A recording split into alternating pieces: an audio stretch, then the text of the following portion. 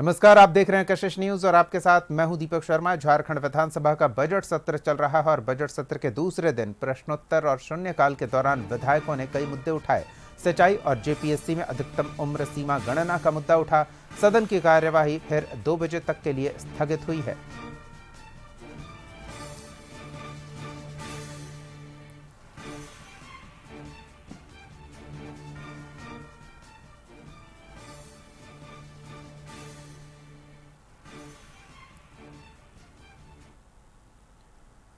झारखंड विधानसभा के बजट सत्र के दूसरे दिन सदन की कार्यवाही की शुरुआत प्रश्न और शून्यकाल में सवाल जवाब से हुई।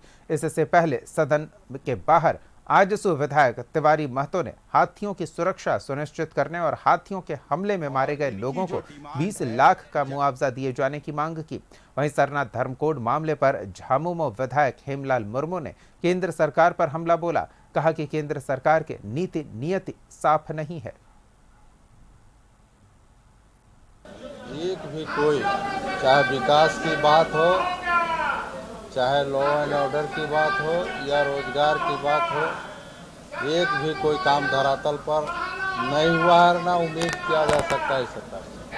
कानून व्यवस्था की भी बात पूरी तरह से ध्वस्त है। पिछले दिनों देखे होंगे कि 10,000 विद्यार्थियों को 10,000 शिक्षकों को एक साथ हम लोग ज्वाइनिंग दिए और आगे भी दे रहे हैं और आगे भी वो धन्यवाद देंगे और उनके प्रति हम कृतज्ञता प्रकट करते हैं कि राज्यपाल ने बहुत ही संतुलित और बहुत ही सही ढंग से इस राज्य सरकार जिस ढंग से काम कर रही है उस पर उन्होंने बोला है।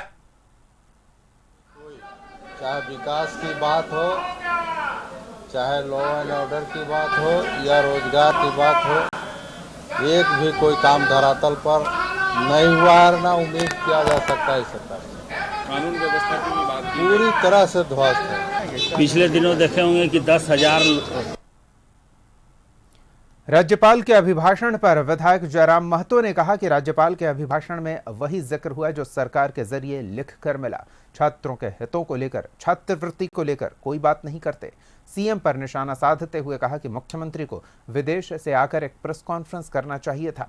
कुल मिलाकर उनको अपने देश के उद्योगपति के साथ यहां भी समझौता कर सकते थे, लेकिन वो विदेश जाकर समझौता करते हैं।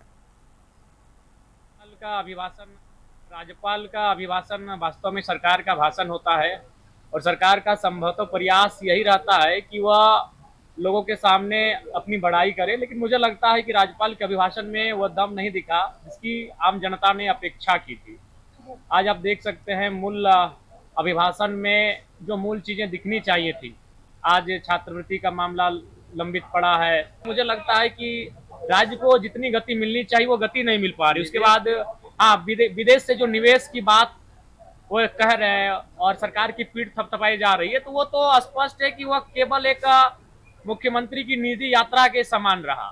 अगर उसमें कोई विजन होता तो जाहिर सी बात है वह वहां जाकर अगर विदेशी इन्वेस्टर से इन्वेस्ट करने की बात कहते, उन्हें आमंत्रित करते तो समझ में आता। वहां जाकर वो जिंदल से बैठ रहे हैं, वहां जा देखिए राज्यपाल का अभिभाषण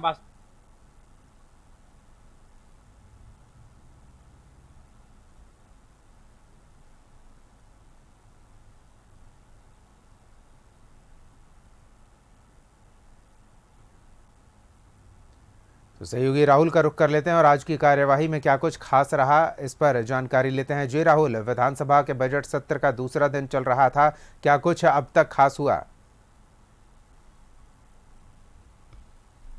देखिए, विधानसभा की कार्रवाई की अगर बात करें तो प्रश्नकाल से इस कार्रवाई की शुरुआत हुई। अगर हम प्रथम पाली की बात करें तो प्रथम पाली में प्रश्नोत्तर हुए और उसके बाद सदन की कार्रवाई स्थगित कर दी गई। हालांकि शून्यकाल की जो कार्रवाई रही उसमें जेपीएससी में उम्र सीमा को लेकर जो अधिकतम उम्र सीमा गठन की तिथि निर्धारित की गई है 1 अगस्त 2026, उसे घटाकर 1 अगस्त 2018 करने की मांग सदन में की गई। हालांकि इस शून्यकाल के माध्यम से विधायक अमित महतो और जयराम महतो ने इस मुद्दे को उठाया।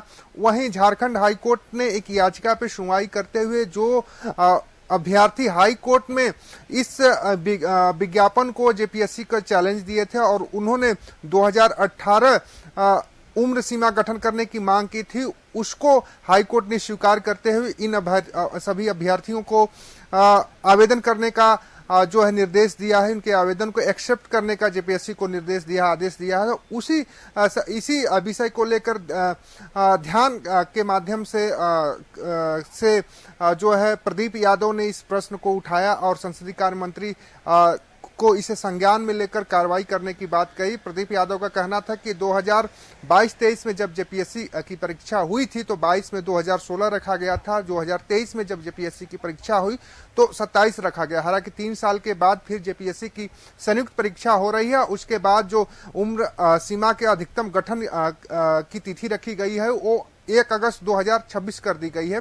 तो 9 सालों का अंतराल हो रहा है, ये ठीक नहीं है, इसलिए इसे 1 अगस्त 2018 किया जाए। हालांकि संसदीय कार्य मंत्री राधाकृष्ण किशोर ने विश्वास दिलाया है कि इस विषय को लेकर कैबिनेट में भी चर्चा हुई थी और सरकार इस पर गंभीर है। हालांकि हाईकोर्ट के जो आदेश आए हैं उसको लेकर हम लोग आगे बढ़ सकते हैं और इस पर बात होकर कोई ठोस निर्णय लिया जाएगा, क्योंकि जो अभ्यर्थी झारखंड हाई कोर्ट में याचिका दायर कर उम्र सीमा में छूट की मांग की याचिका में शामिल नहीं हो पाए थे, उनको किसी तरीके की दिक्कत ना हो, वो सुविधाओं से वंचित ना हो, वो परीक्षा से वंचित ना हो, इसका पूरा ख्याल रखा जाएगा। इसके साथ ही साथ जो बाजार समिति में अव्यवस्था फैली है उस विषय को उठाया गया राज सिन्हा की ओर से। इसके अलावा और भी कई अन्य विषय थे जो ध्यानाकर्षण के माध्यम से सदन के पटल पे रखा गया। हालांकि सरकार की ओर से कुछ सवालों का जवाब मिला जिससे सदस्य खुश हुए, संतुष्टि जाहिर की। वहीं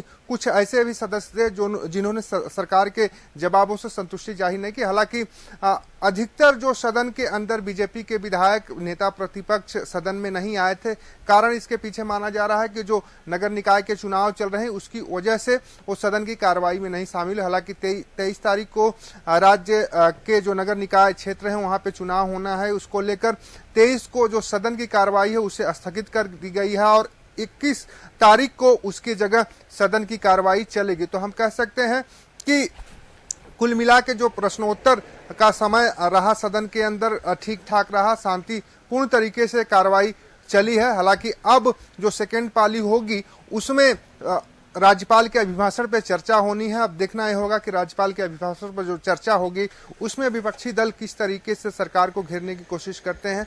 हालांकि जिस तरीके से पहली पाली में प्रश्नोत्तर की कार्रवाई हुई उस पूरी तरीके से शांतिपूर्ण ढंग से चली, इससे माना जा रहा है कि सेकेंड पाली भी शांतिपूर्ण तरीके से चलेगी। जी चलिए, नजर बनाए रखे राहुल, धन्यवाद तमाम जानकारियों के लिए। तो झारखंड विधानसभा के बजट सत्र के दूसरे दिन शांतिपूर्ण कार्यवाही चल रही है, लेकिन विपक्ष विभिन्न मुद्दों को लेकर सरकार पर हमलावर दिख रहा है। विभिन्न मुद्दों को लेकर सवाल किए जा रहे हैं। खासतौर पर राज्यपाल के अभिभाषण में छात्रों से जुड़ी समस्याओं को लेकर बातचीत न होने पर विधायक ने हमला बोला है।